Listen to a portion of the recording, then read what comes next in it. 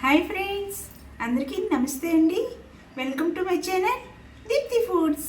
ఈరోజు ఏంటి వీడియో అంటే, ఈరోజు లంచ్లోకి సింపుల్గా అయిపోయి పలావ్ ప్రిపేర్ చేయాలి అనుకుంటున్నాను. చాలా రకాల పలావ్లు ఉన్నాయి కదండి. ఈరోజు మిల్ మేకర్ పలావ్ చేయాలి అనుకుంటున్నాను. సో నా స్టైల్లోన ఎలా సింపుల్గా ప్రిపేర్ చేస్తానో చూపించేస్తాను, చూసేయండి ఫ్రెండ్స్. మరి మీరు ఎప్పుడైనా ట్రై చేస్తారా లేదో కూడా కామెంట్లో చెప్పేయండి. మరి వీడియో నచ్చితే ఒక చిన్న లైక్ వేసుకొని సబ్స్క్రైబ్ చేసుకొని ఫాలో కూడా చేసేయండి. మరి ప్రాసెస్లోకి వెళ్ళిపోదామా? వచ్చేయండి. మరి పెట్టేసుకొని ఇది బాయిల్ అవ్వాలి. బాగా హీట్ అయినంత వరకు ఉంచుకుంటాను. వాటర్ బాయిల్ అవుతుంది కదండి, ఇదే టైంలోనే సోయా వేసుకుంటున్నాము. వేసుకొని ఒకసారి మిక్స్ చేసుకుంటున్నానండి.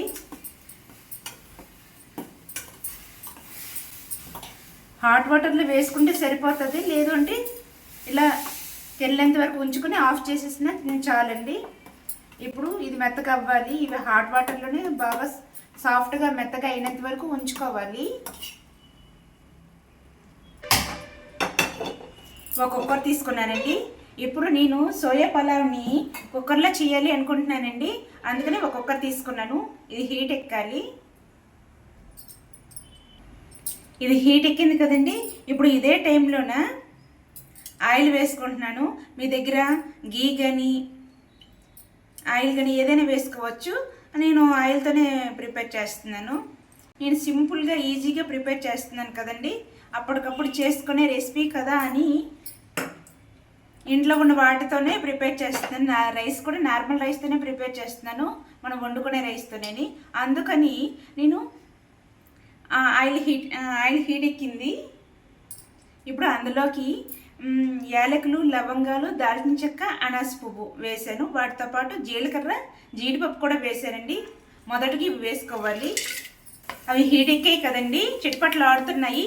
అదే టైంలోన ఆనియన్స్ని నిలువుగా కట్ చేసుకున్నాను. మీడియం సైజ్ ఆనియన్స్ 2 తీసుకున్నాను, నిలువుగా కట్ చేసుకున్నాను. పచ్చిమిరపకాయలు కూడా ఒక 5 కట్ చేసుకున్నాను నిలువుగానండి.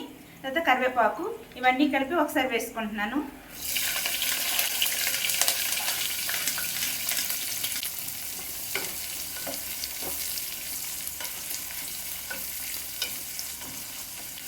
మిక్స్ చేసుకున్నాను కదండి. జస్ట్ నార్మల్గా మూత పెట్టాను. ఇలా మూత పెట్టి కొంచెం ఉడకాలి. సాఫ్ట్గా అయినంత వరకు ఉంచుతాను. సాఫ్ట్గా ఉడికే కదండి. ఇప్పుడు ఇదే టైంలోన ఫ్రెష్గా దంచిన అల్లం వెల్లుల్లి ఉంది కదండి, ఇది వేసుకోవాలి.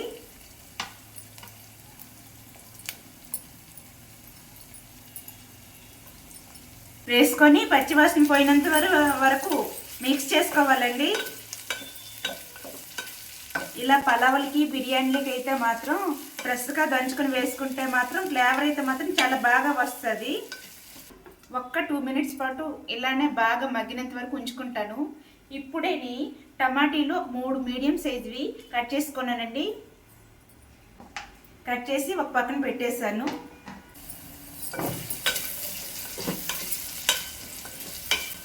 బాగా మిక్స్ అయ్యిందండి. పచ్చివాసన ఏం రావట్లేదు, బాగానే వస్తుంది స్మెల్. ఇప్పుడు ఇదే టైంలోనే కట్ చేసుకుని టమాటీలను కూడా వేసుకుంటున్నాను.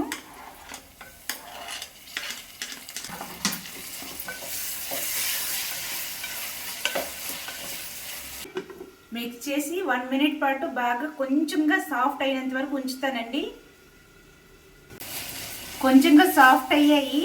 ఇప్పుడు ఇదే టైంలోన వీటికి కావాల్సినంత వేసుకుంటున్నాను. ఏంటి అంటే సాల్ట్ వేసుకుంటున్నానండి. కారం వేస్తున్నాను.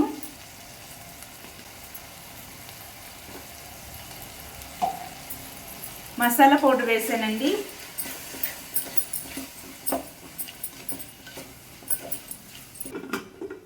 ఆనియన్స్కి, టమాటోస్కి ఉప్పు కారాలు బాగా పట్టినంత వరకు ఒక్క 1 మినిట్ లేదా 2 మినిట్స్ పాటు ఉంచుతాను.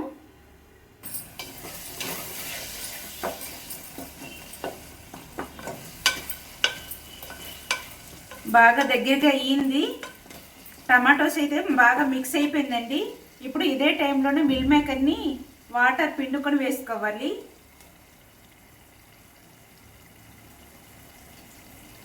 మనకి ఎంత నచ్చితే అంత వేసుకోవచ్చండి మిల్ మేకర్లు.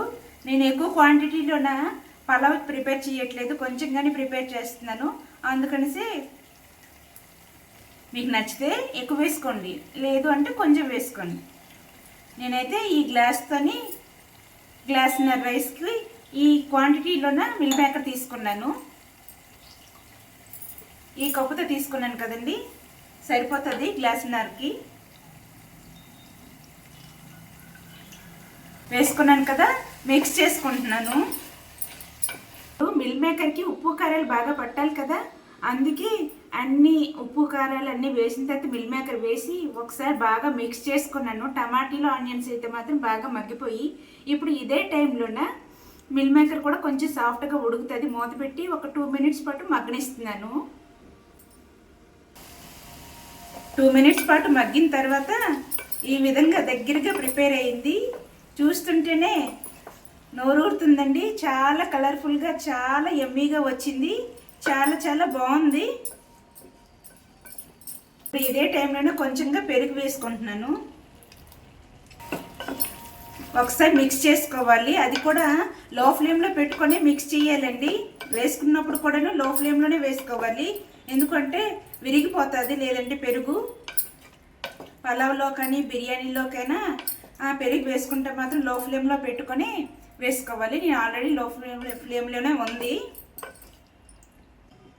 మూత పెట్టేశానండి. ఇప్పుడు 1 మినిట్ పాటు బాగా మగ్గినంత వరకు, బాగా దగ్గరగా ఉడికినంత వరకు ఉంచుకుంటాను. కాడి స్మెల్ అయితే మాత్రం వస్తుంది, ఉడుకుతుంది కదా, అందుకు వస్తుందండి. ఇప్పుడు ఇదే టైంలో రైస్ తీసేసుకుంటాను. 1 గ్లాస్ రైస్ అండి ఇది, ఇంకా 1/2 గ్లాసు. హాఫ్ మీద కొంచెం ఎక్కువ ఉంది అంతేని. మిక్స్ చేసుకోవాలండి ఇదే టైంలోన.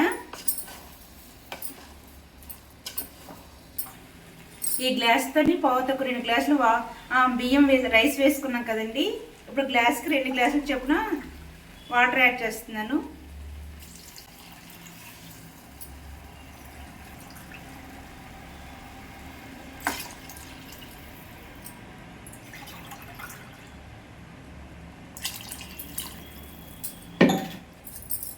మూడు గ్లాసులు వాటర్ వేసానండి.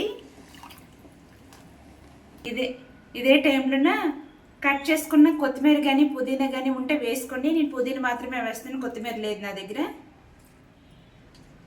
ఈ రెండులో ఏ వేసుకున్నా మంచిదేనండి, ఫ్లేవర్ చాలా బాగుంటుంది. వేసుకున్నాను, బాగా మిక్స్ చేసేసాను.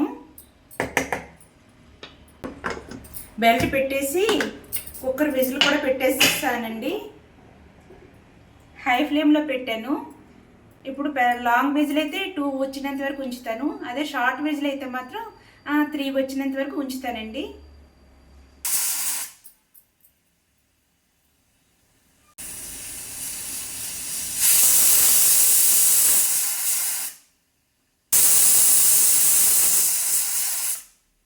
కుక్కర్ విజిల్ అయితే అయిపోయాయి కదండి, అందుకే స్టవ్ ఆఫ్ చేసేసాను.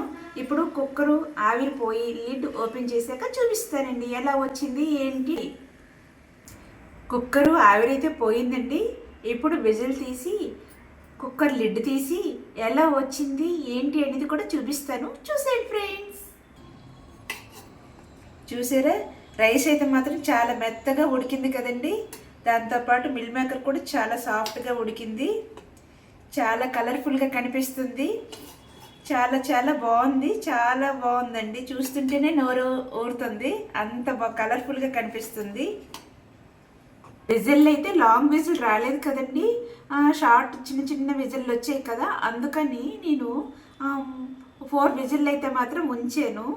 చూసారు కదా ఎంత రైస్కి ఎంత వాటర్ యాడ్ చేశాను, ఎన్ని విజిల్లు యాడ్ చేసి ఇచ్చుకున్నాను కూడా చూపించాను కదండి.